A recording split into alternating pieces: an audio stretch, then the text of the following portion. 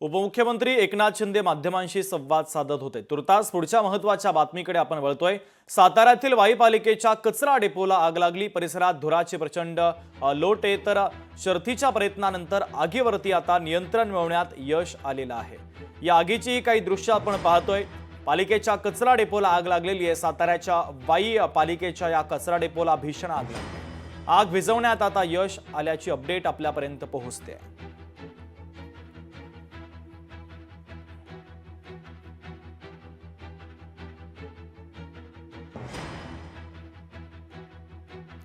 तर शर्थीच्या प्रयत्नानंतर आता आगीवरती नियंत्रण मिळवण्यात मोठं यश आल्याचं पाहायला मिळतंय। आगीचे काही दृश्य देखील आपण पाहतोय।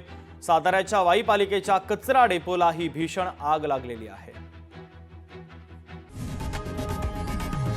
लोकशाही मराठी ऐका, पहा, जागरूक रहा।